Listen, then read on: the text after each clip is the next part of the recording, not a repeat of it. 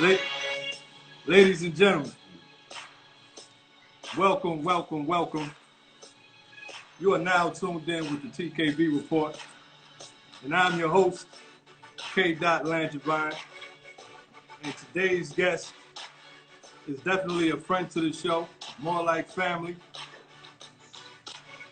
Over the years, this guest has become jack of many trades and has mastered them all.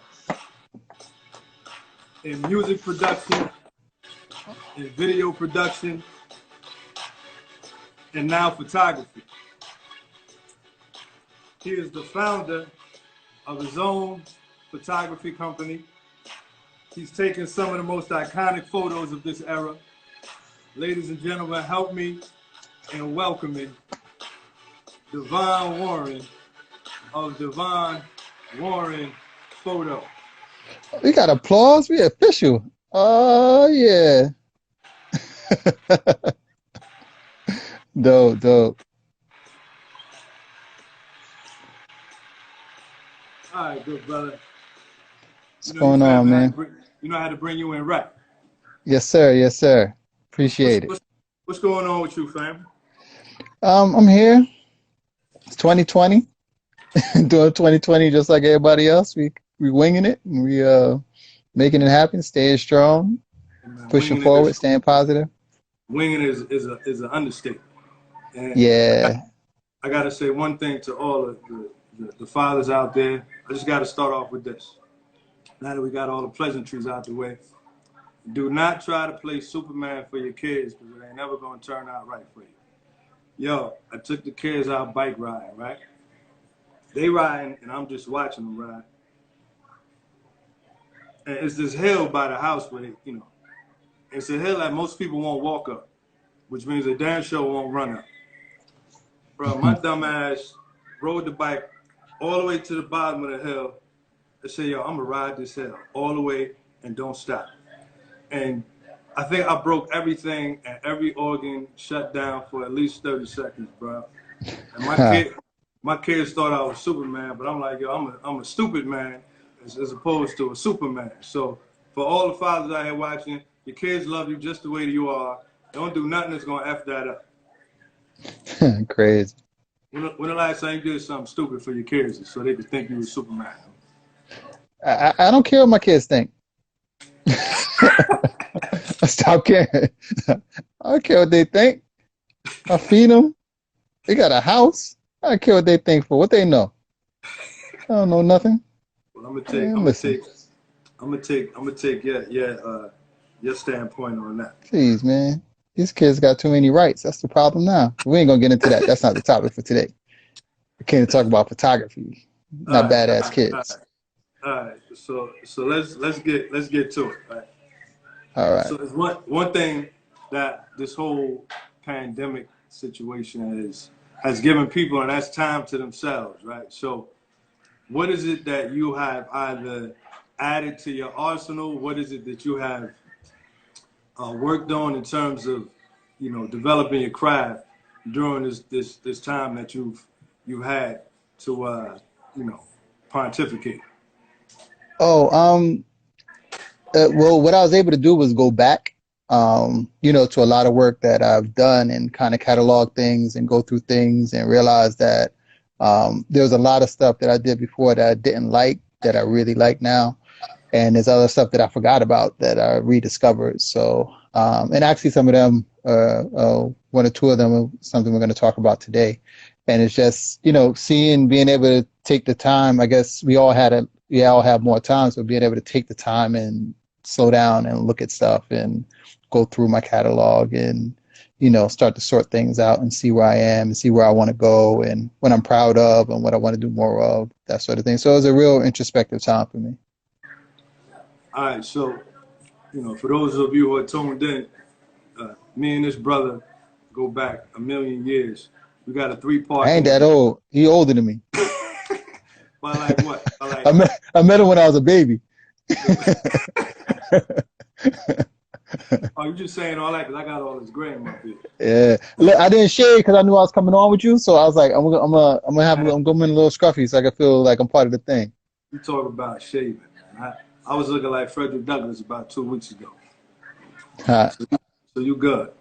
But but I noticed that you had started doing photography with uh action figures or whatnot. Yeah, it was because we had mad time and everybody know that you stuck in the house with the kids, so it was something I always wanted to do. Was to my son, he's like one of the only little kids in the family. Like everybody's significantly older, like college age. So he's the only grammar school kid. It's like him and one other kid on both sides of the family. So, he gets all the toys. So he was constantly getting action figures. So he has like a slew of action figures, and I always wanted to do something and shoot them and be experimental with them and see what I could come up with. So it was just a way to rock out in the basement. It was something for me and him to do together, something fun and just something where, being able to practice, because everything you do with those little action figures, you can take and do it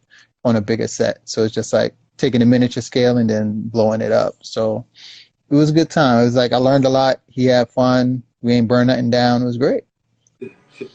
So there are many different styles of photography, right? So with what you just described, what style of photography would that fall in? What category would that fall It would be they would lump it under products because they would consider that a product. So anything that's like product or still life. So I mean, they would consider still life a product photography. in? Okay. Anything not moving that you set up that's not alive would be considered still life. Yo, Strick, Mhm. what's good, bro? Everybody want to shout out my little bro, uh, S. Langevine in the building. He owe me $5. We ain't talking right now. He owe me about $5 million, but we gonna talk about we can talk about that on air. But nah, we ain't gonna do that. Nah, just playing. What else, Spence? Strick, we gotta get together. You next, pause. The so what are the styles of photography that you do the most? I do a lot of portraiture and products. So, but mostly portraiture. So, portraiture would be anything shooting people. So, whether it's headshots or family portraits or corporate photography, those type of things, fashion photography, do a lot of that. If if you could compare your style, if there is a style of photography, like what would you compare it to? If it were like a drink, like what type of drink would your photography style be? Oh man, I guess I would have to say, We've had quite a few. I guess it would be like a Long Island iced tea because they got like a little bit of, well, a lot of everything. It's like I still don't know everything that's in a Long Island iced tea. I just see that they pour like mad stuff in it, and it's really strong and it's really good and it's a great party drink and everybody's usually happy after they drink it. So that's what I would compare it to. You know, Huh. something flavorful. You know. And at some point when you figure out what it is, it hits you real hard. So a lot of times, like you've got some real iconic shots. Some of them that speak to the times now. Yeah, it's funny because I've done stuff and I think people miss it, and I think people think you're bugging when you do certain things and then it becomes relevant and then like, people are like, oh, that's really cool. But when I did it, it wasn't cool. So I actually pulled one of those out today and talk about it, like how it came about and how I did it. And it's weird that, you just, and that's why I always tell people, just be true to yourself and then let the people figure it out later. You know what I mean? Long as you being honest and true to yourself, people will get it eventually. Like people, some things aren't for right now, they may be for later. So, But and it's just like shooting. It's like, people tell me, oh, I don't know what to shoot. I don't know what to shoot. I'm like, think about what you're going to want to look at in 20 years. Like it may not be cool right now, but everybody that's around our age that can find a high school photo or even a college photo or photos from their 20s, like those photos are amazing now. They were basic when we took them, But like now you look at them and they bring back so many memories and, emotions and everything. So, think about those things. You got to kind of be a time traveler and think in the future. It's like, what am I going to want to look at? That's what I like to shoot. So I shoot things like that I may forget. you know it's like I shoot some of the same things all the time, like my neighborhood and places I go, because I may forget them, because this stuff, we grew up in Irvington. Like there's things in Irvington, like I don't remember everything and how it looks. Like even when I go back around there, it's like, oh yeah, but it doesn't look the same anymore. Yeah. A lot of stuff, things are constantly changing. So, had I been snapping back then and had pictures of like the Castle Theater and how Irvington Center used to look, how Irvington Park used to look, all those places I used to be all the time, how my block used to look, your block, Mount Vernon School looks different. Like all those things, like the schoolyard is different. Like all those things that we Ain't no took schoolyard. I for rode through there granted. yesterday.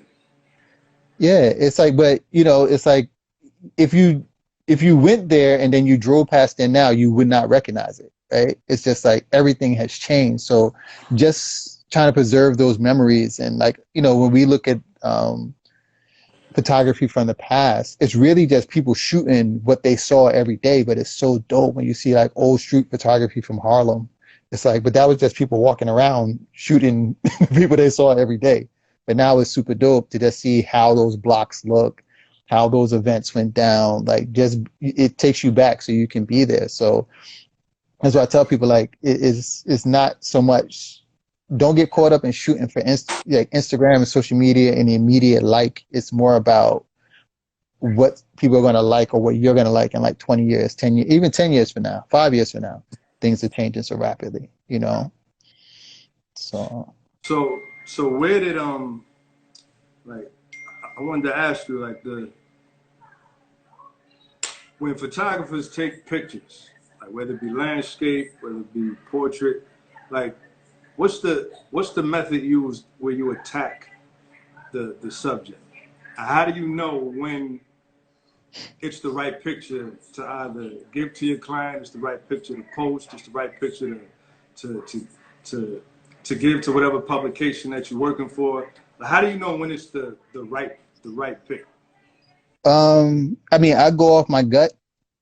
I go off what I see and what I like. But sometimes I ask other people, because I think a lot of times we're our worst critics and we miss things because we're so critical of everything we do. We miss some of the dope stuff that we do. And some people might look at it and be like, oh, that's amazing. You're like, you're looking at things from the standpoint of, the technical aspect of it, and they're looking at it from maybe the emotional aspect of it. Like, this just gave me a feeling when I looked at this picture.